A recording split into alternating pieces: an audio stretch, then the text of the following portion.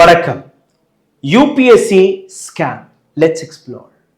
Union service public commission இந்த நாட்டை உண்மையாகவே நடத்தக்கூடிய அதிகாரிகளை தேர்வு செய்யக்கூடிய ஒரு கமிஷன். இந்த நாட்டை நடத்துவது யார்? அரசியல்வாதிகளா, அரசாங்கமா, அல்ல கார்ப்பரேட்டா? இந்த அனைத்தையுமே இயக்கக்கூடிய நபர்கள் பியூரோக்ரசி. ஐஏஎஸ், ஐபிஎஸ், ஐஆர்எஸ் ஆபீசர்கள் தான் இந்த நாட்டை உண்மையிலேயே நடத்தி வருகிறார்கள். கிராமமாக இருக்கட்டும், நகரமாக இருக்கட்டும், அனைத்து இடங்களிலுமே நேரடியாக மக்களிடம் ஒரு திட்டத்தை கொண்டு போய் சேர்ப்பதும், ஒரு திட்டத்திற்கான சரியான ஃபார்முலாவை கண்டுபிடித்து கொடுப்பதும், சட்டத்தை சரியாக செயல்படுத்துவதும் அனைத்துமே இந்த அதிகாரிகளுடைய பொறுப்பு. அப்போ யூனியன் சர்வீஸ் பப்ளிக் கமிஷனுடைய இடம் எவ்வளவு பெரிய இடம் என்று உங்களுக்கு தெரிந்திருக்கும். டிரான்ஸ்பரண்ட் முறையில் இந்த அதிகாரிகள் வருகிறார்கள். இந்த அதிகாரிகளை நம்பிதான் நாம் அவர்களை சந்தித்து மனுக்களை கொடுத்து வருகிறோம், தன்னுடைய கோரிக்கைகளை எடுத்து வைக்கிறோம். அப்போ அந்த அதிகாரியுடைய தேர்வே தவறாக நடந்திருந்தால், அந்த அதிகாரியை பொய் பேசி அந்த இடத்தை பிடித்திருந்தால், அதை நீங்க எப்படி பார்ப்பீர்கள்? யூனியன் சர்வீஸ் பப்ளிக் கமிஷன் மீது எழும்பக்கூடிய பல்வேறு கேள்விகள் ஏன் அதிகரித்திருக்கிறது? நீட் தேர்வை பற்றி கேள்விப்பட்டோம், ஜேஇ தேர்வை பற்றி கேள்விப்பட்டோம். ஊழல் நடப்பது அனைத்து இடங்களிலும் நடக்கிறது என்று நீங்க பல்வேறு செய்திகளை பார்த்து வந்தீர்கள். அது ரயில்வேயாக இருக்கட்டும், போலீஸாக இருக்கட்டும், இராணுவமாக இருக்கட்டும், டீச்சர்ஸ் ரெக்ரூட்மெண்டாக இருக்கட்டும், அல்ல அரசு உத்தியோகங்களாக இருக்கட்டும். ஆனால் இது போன்ற உயர் பதவி, அந்த பதவியில் வருவதற்காக தேர்வு செய்யக்கூடிய ஒரு அமைப்பு, அந்த பரீட்சையில் கூட இந்த குற்றச்சாட்டு எழும்ப தொடங்கிவிட்டது என்றால் எதை நம்ப முடியும், எதை நம்பக்கூடாது? இந்த பாடலை கவனித்து பாருங்கள். சனி லியோனியுடன் நடனமாடக்கூடிய இந்த நபருடைய பேர் தான் அபிஷேக் சிங். ஹீரோ கிடையாது, ஹீரோ மகனும் கிடையாது, முன்னாள் ஐஏஎஸ் ஆஃபீஸர். இந்த நபருடைய இன்ஸ்டாகிராமை நீங்க அலசி பார்த்தீர்கள்னா ஒரு ரீல் பின் செய்யப்பட்டிருக்கிறது. அந்த ரீலை முதலில் நீங்க பாருங்கள். இதற்கு பின்னாடி இருக்கக்கூடிய உண்மையை நான் உங்களுக்கு எடுத்து காட்டுகிறேன். சினிமா பாணியில், ஹீரோ பாணியில் எந்த அளவில் இந்த நபர் என்ட்ரி செய்திருக்கிறான்னு நீங்க பார்த்தீர்கள்னா, விவிஐபி லைட்டுடன் இந்த நபருடைய அந்த வாகன கான்வே. இந்த நபர் இந்த நாட்டிற்காக உழைக்க போகவில்லை, இந்த நாட்டிற்காக ரேடும் போகவில்லை. இந்த நபர் ஒரு ஃபேஷன் இவெண்டில் கலந்து கொள்வதற்காக போயிருக்கிறார்.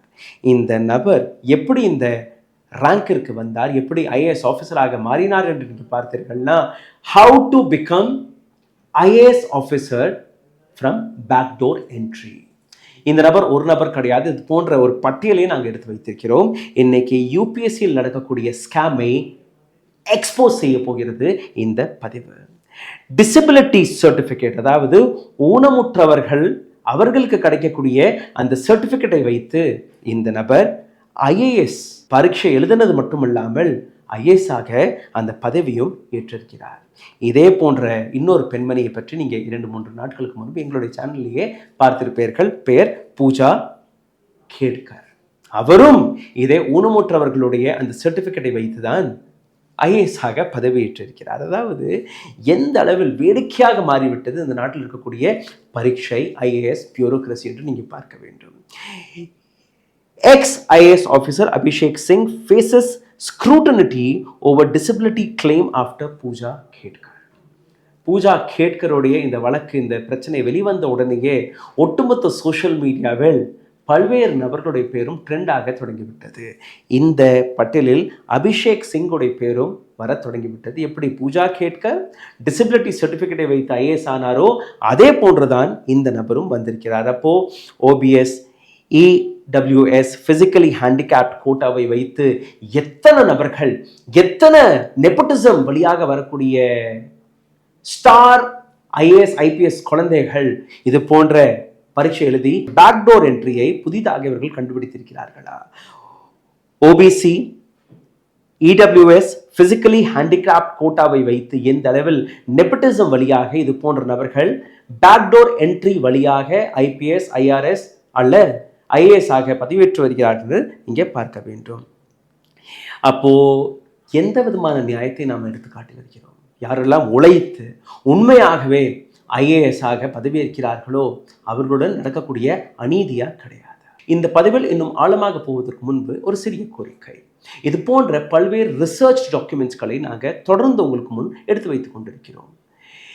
இந்த சேனலை தொடர்ந்து டார்கெட்டும் செய்து வருகிறார்கள். அதாவது மக்களிடம் இது போன்ற உண்மைகள் போய் சேரக்கூடாது என்று. இதிலிருந்து மீட்டெடுப்பதற்காக உங்களுடைய உதவி எங்களுக்கு தேவைப்படுகிறது. இது போன்ற வீடியோக்களை தயவு செய்து பகிருங்கள். உங்களுடைய கருத்துக்களை கீழே கமெண்ட் பாக்ஸில் எழுதுங்கள். எங்களை பொருளாதார ரீதியாக சப்போர்ட் செய்ய நினைக்கக்கூடிய நபர்கள் கீழே எழுதியிருக்கக்கூடிய UPI ஐடியிலும் உங்களுடைய ஆதரவை தெரிவிக்கலாம். இந்த பதிவில் நாங்கள் ஒரு சில கேள்விகளை மிக முக்கியமாக எழுப்ப பார்க்கிறோம். Will the government investigate Abhishek Singh or Pooja Khetkar? Abhishek Singh, Pooja Khedkar போன்ற இது போன்ற நபர்களை பற்றி அரசாங்கம் சீரியஸாக இன்வெஸ்டிகேஷனில் இறங்குமா? Is OBC EWS PH quota the new backdoor entry to IAS? இது போன்ற போலியான சர்டிபிகேட்கள் வழியாக IAS ஆவது ஒரு புதிய திட்டமா, பேக்டோர் என்ட்ரி வழியாக வரக்கூடிய ஒரு புதிய சதியா என்பதை நீங்க பார்க்க போறீர்கள். Why and how are so many students taking advantage of OBC, EWS and physically handicapped quota? எப்படி திடீர் என்று எத்தனையோ மாணவர்கள் இது போன்ற கோட்டா வழியாக கோட்டாவையும் தவறாக பயன்படுத்தி IAS IPS ஆக பதவியேற்றுக் கொண்டிருக்கிறார்கள். எவ்வளோ சீரியஸான விஷயம் என்று நீங்க பார்க்க வேண்டும். Is this justified for the hard working and honest students? உண்மையாகவே உழைத்து இது போன்ற பட்டங்களை வாங்கக்கூடிய மாணவர்களுக்கு நீதி கிடைக்கிறதா? அந்த நீதியை இன்னைக்கு நாம் வாங்கி கொடுத்தே தீர வேண்டும். Will the students still have hope in the country examination system? இந்த முறை இந்த நாட்டு அரசாங்கம் கோட்டை விட்டு விட்டால், இது போன்ற நபர்கள் மீது எந்த விதமான ஆக்ஷனும் எடுக்க தவறிவிட்டால், மாணவர்கள் மனதில் இது போன்ற எக்ஸாமினேஷன் மீது அந்த நம்பிக்கை இருக்குமா? அந்த டிரான்ஸ்பரன்சி இந்த நாட்டு அரசாங்கத்திடம் இருக்கிறதா? Should the government take action to keep exam corruption free? டிரான்ஸ்பரண்டான முறையில் ஒரு தேர்வு நடக்க வேண்டும் என்று அரசாங்கம் நினைத்தது என்றால், இந்த போன்ற நபர்கள் மீது உண்மையாகவே ஆக்ஷன் எடுத்தால் மட்டும்தான் அது சாத்தியமாகும். Is it very tough to reconfirm OBC, EWS and physically handicapped certificates? நீங்க ஒரு சர்டிபிகேட்டை கொடுத்து விட்டீர்கள். அந்த சர்டிபிகேட்டை மறுபடியும் இன்வெஸ்டிகேஷன் செய்து அந்த நபர்கள் கொடுத்த சர்டிபிகேட் சரியா தவறா போலியா இல்லையா என்பது கண்டுபிடிப்பது எவ்வளோ கடினமானது கிடையாது. பண்ணலாம், வில் இருந்தால் பண்ணலாம். How many more dupe IAS officer are coming in the limelight? இன்னும் எத்தனை IAS ஆஃபீஸர்கள் இது போன்ற போலியான சர்டிபிகேட்களை வைத்து வந்திருக்கிறார்கள்? Does the government want to stop this corruption? உண்மையிலேயே அரசாங்கம் இது போன்ற ஊழல்வாதிகளை தடுப்பதற்காக ஏதோ ஒரு திட்டத்தை போட்டிருக்கிறதா? வில் இருந்தால் செய்யலாம். இந்த முழு பதிவில் இந்த 9 புள்ளிகளை ஆழமாக அலச போகிறோம். இந்த வீடியோ பதிவு கொஞ்சம் நீளமாக இருக்கும், அதனால் பொறுமையாக இந்த வீடியோவை கடைசி வரை பாருங்கள். 3 நாட்களுக்கு முன்பு பூஜா கேட்கர் அவர்களை பற்றி நாங்கள் ஒரு ஆழமான வீடியோவை போட்டிருந்தோம். அதற்கு பின்பு உங்களிலிருந்து பல்வேறு நபர்கள் இவர்களை விட்டுவிடாதீர்கள் சார், இதை பற்றி இன்னும் ஆழமான பல வீடியோக்களை போடுங்கள் என்று கீழே எழுதினீர்கள். இது போன்ற இன்னும் எத்தனை ஆபீசர்கள் இந்த நாட்டு சிஸ்டத்தில் இருக்கிறார்கள், அவர்களை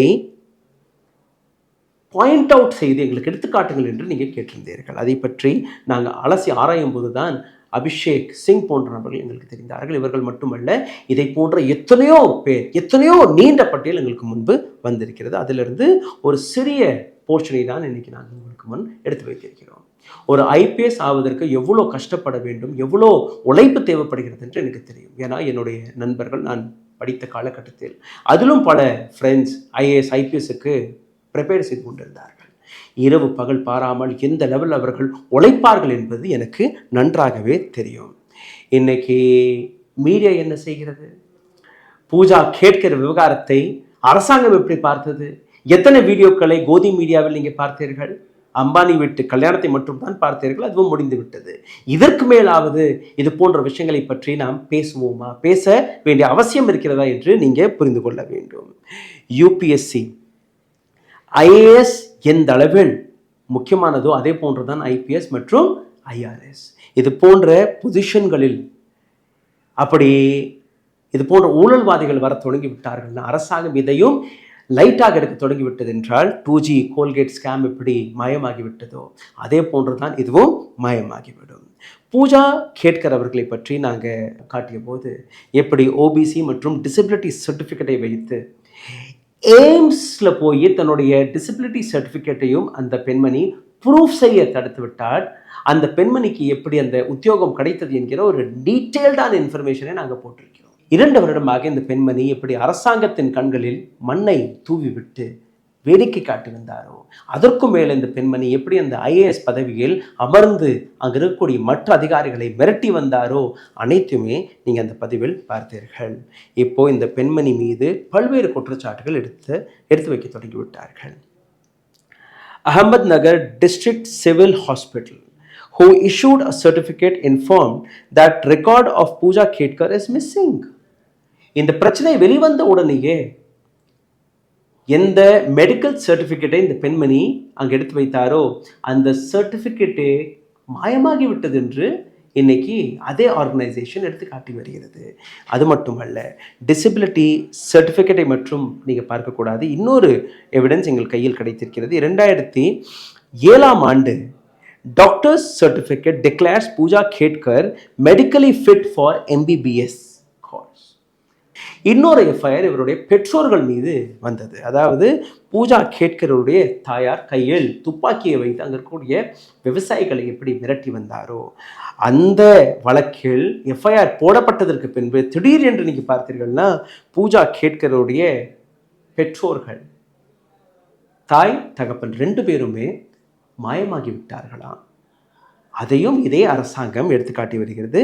நீங்கள் இதை நம்ப வேண்டும். இந்த நபர்கள் மீது இருந்த குற்றச்சாட்டு என்ன? ஏழை விவசாயிகளுடைய நிலத்தை அபகரிக்க சென்ற இந்த நபர்கள் இன்னைக்கு மாயமாகி விட்டார்கள் என்ற இந்த கேள்வி ஒரு புறம், பூஜா கேட்கர் மீது இருக்கக்கூடிய அவருடைய போலீஸ் சர்டிஃபிகேட் இன்னொரு புறம். இதே விஷயத்தை பத்திரிகையாளர்கள் பூஜா கேட்கரிடம் கேட்டபோது, என்னிடம் இந்த அதிகாரமே கிடையாது, நான் இருக்கக்கூடிய இந்த பொசிஷனில் நான் இது போன்ற கேள்விக்கு பதில் கொடுக்கக்கூடாது என்று எஸ்கேப் ஆகக்கூடிய வேலையை பார்க்கிறார் இந்த பெண்மணி. இதே பெண்மணியை பற்றி ஏபிபி நியூஸ் ஒரு ரிப்போர்ட்டை வெளியிட்டார்கள்.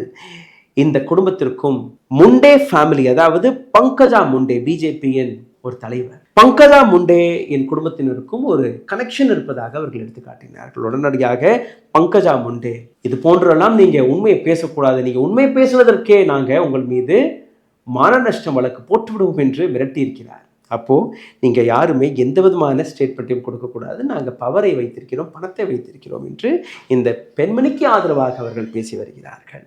பூஜா கேட்கர் எந்த அளவில் ட்ரெண்ட் ஆகி வருகிறாரோ அதே போன்றுதான் அபிஷேக் சிங்கை பற்றியும் நீங்கள் பார்க்க வேண்டும்.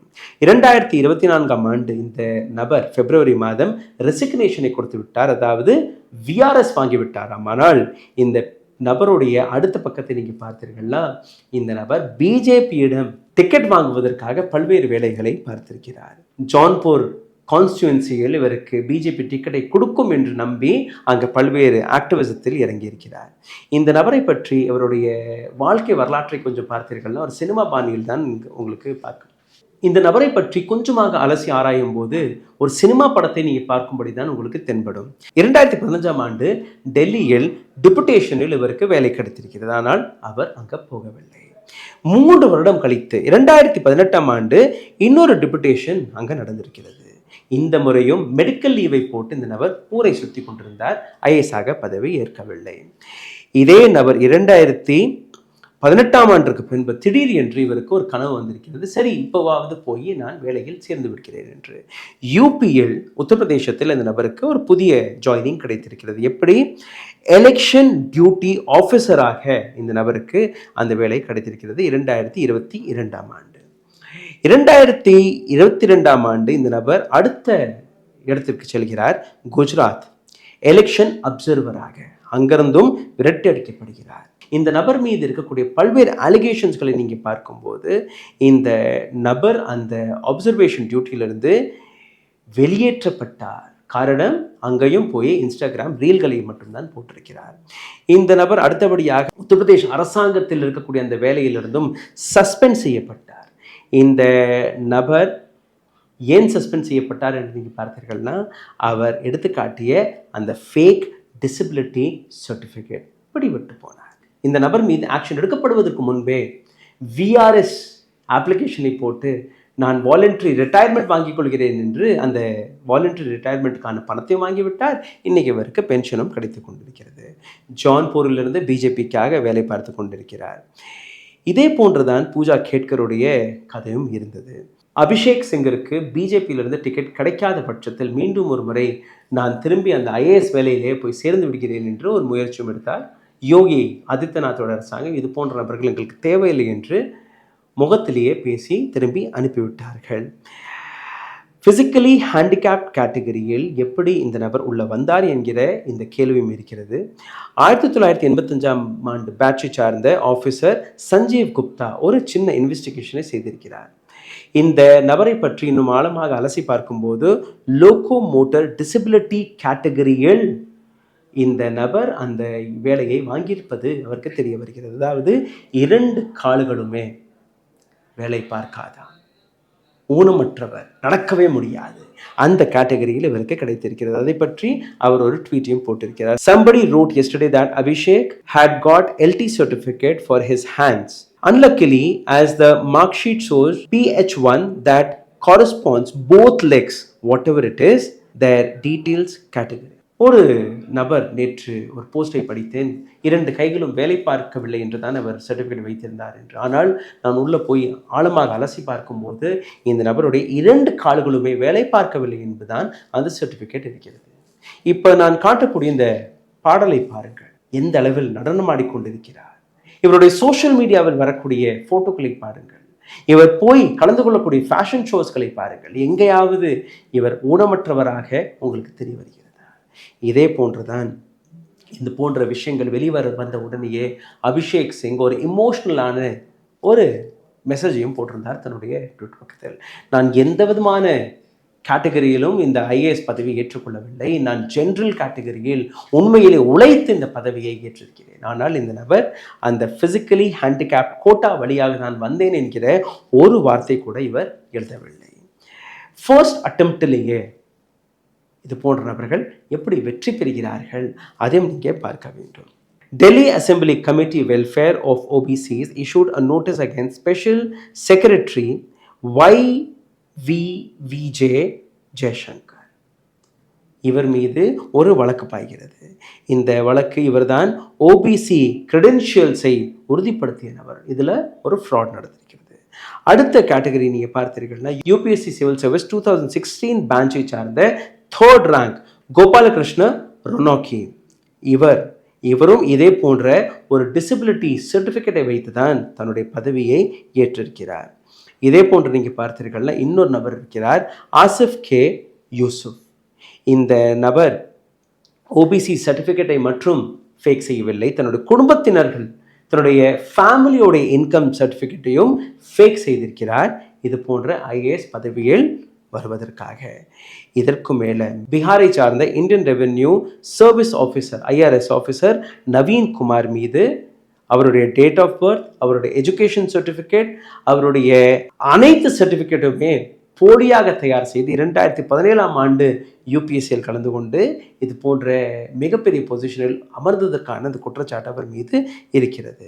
இது மட்டுமல்ல, இன்னொரு நபரை பற்றி நீங்கள் பார்க்க வேண்டும், பிரியான்ஷு காத்தி. இவர் செய்த வேலையை நீங்கள் பார்த்தீர்கள். இது போன்ற ஆஃபீஸர்கள் மீது வரக்கூடிய குற்றச்சாட்டு வெளிவந்த உடனேயே இந்த நபர் செய்த வேலை தன்னுடைய ஃபேஸ்புக், தன்னுடைய இன்ஸ்டாகிராம் பக்கத்தை ப்ரைவேட் ஆக்கிவிட்டார். காரணம், இவர் போடக்கூடிய பல்வேறு ஃபோட்டோக்களுக்கு கீழே மக்கள் போய் கமெண்ட்ஸ்களில் நீங்கள் ஃபிட்டாக தானே இருக்கிறீர்கள், ஆனால் எப்படி நீங்கள் ஹேண்டிகேப் கோட்டாவில் ஐஏஎஸ் ஆணையர்கள் என்கிற அந்த கேள்வியை கேட்டார்கள். இந்த நபரும் ஹேண்டிகேப் கேட்டகரியில் தான் ஐஏஎஸ்ஸாக பதவியேற்றிருக்கிறார். இது மட்டுமல்ல, இதே போன்ற இன்னொரு ஐஏஎஸ் ஆஃபீஸர் மத்திய பிரதேசத்தை சார்ந்த சந்தோஷ் வர்மா, வயது 51. இந்த நபர் மீதும் இதே போன்ற ஃபார்ஜ் டாக்குமெண்ட்ஸ்களை வைத்து மாநில அரசாங்கத்தை ஏமாற்று குற்றச்சாட்டு இந்த நபர் மீது இருக்கிறது. இதே போன்ற இன்னொரு நபர் சஃபீர் கரீம். இந்த நபர் செய்தது இன்னொரு சைஃபை வேலை. மனைவி வீட்டில் ஹைதராபாத்தில் இருக்கும்போது கையில் பென்ட்ரைவ் மற்றும் ஒரு யூடியூப் ப்ளூடூத்தை வைத்து கேமரா போன்ற ஒரு டிவைஸை வைத்து கொஸ்டின் பேப்பரை இவர் எடுத்து காட்டுறார். அங்கிருந்து மனைவி ப்ளூடூத் வழியாக ஃபோன் வழியாக இவருக்கு ஆன்சர்களை கொடுத்திருக்கிறார். அதை வைத்து இந்த நபர் ஐபிஎஸ்ஸாக பாஸ் ஆனார். இது போன்ற எத்தனை கேசஸ்களை நான் உங்களுக்கு எடுத்து காட்டுவது? 500, 600 இல்லை 800 கம்ப்ளைண்ட்ஸ்கள் வரை ஒரு வருடத்திற்கு இது போன்ற IAS IPS ஆஃபீஸர்கள் மீது வந்து கொண்டிருக்கிறது. 581 கம்ப்ளைண்ட்ஸ்கள் வெறும் 2020ஆம் ஆண்டிலிருந்து 2021ஆம் ஆண்டு வரை அரசாங்கத்திடம் வந்தது. அப்போ எத்தனை பேர் மீது ஆக்ஷன் எடுத்தது அரசாங்கம் என்று நீங்கள் பார்த்தீர்கள்னா யாருக்குமே தெரியாது. No one can make mistakes, only common citizens. அதாவது IAS IPS ஆஃபீஸர்கள் எல்லாம் எப்பவுமே தவறு செய்ய மாட்டார்கள். அப்பாவி மக்கள் மட்டும்தான் இது போன்ற தவறுகளை செய்வார்கள் என்கிற அந்த வேலையை தான் இது போன்ற நபர்களை எடுத்துக்காட்டி வருகிறார்கள். அரசாங்கமும் அதை தான் எடுத்துக்காட்டி வருகிறது. IAS tycoon worth 500 crore suspended. Babulal Agarwal 500 கோடி ரூபாய்க்கான சொத்தை இந்த நபர் தீட்டியிருக்கிறார். இன்னைக்கு சஸ்பெண்ட் ஆகிவிட்டாராம். ஆனால் அந்த 500 கோடி ரூபாய் எப்படி வந்தது யாருக்குமே தெரியாது. இதே போன்ற IAS கப்பல் அரவிந்த் ஜோஷி மற்றும் டீனோ ஜோஷி 360 கோடி ரூபாய் இவர்கள் கையில் சொத்து இருந்தது. இன்னொரு நபரை பாருங்கள், சத்தீஸ்கரை சார்ந்த சமீர் விஷ்ணோய் IAS ஆஃபீஸர். ஒவ்வொரு நாளும் 2லிருந்து 3 கோடி ரூபாய் இந்த நபர் சம்பாதித்திருக்கிறார் கோல் டிரான்ஸ்போர்ட் வழியாக.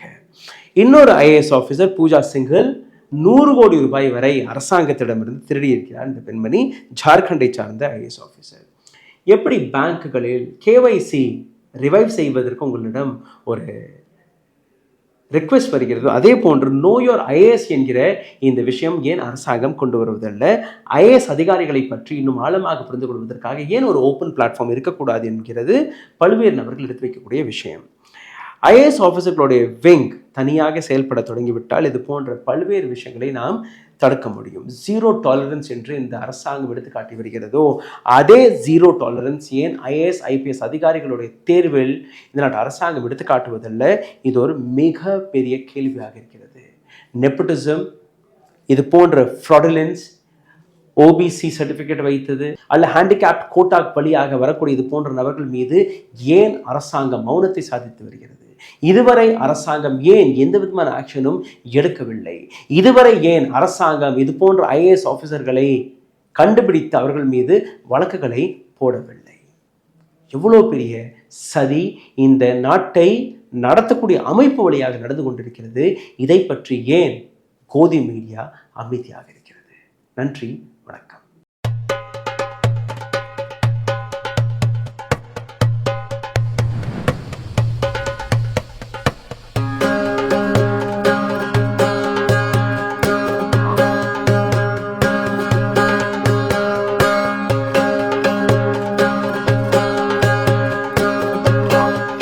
Biryani paradise at liberty and catering services, கோடம்பாக்கத்தின் அறுசுவை அடையாளம்.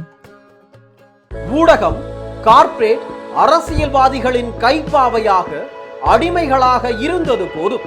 இனி சாட்டை எடுத்து சுழற்றும் நேரம் வந்துவிட்டது. ஊடகம் பொதுமக்களாகிய உங்களுக்காக, உங்களாலேயே இயக்கப்பட வேண்டும். ஊடக சுதந்திரத்திற்காக உங்களின் பங்களிப்பை இன்றே அளித்திடுங்கள்.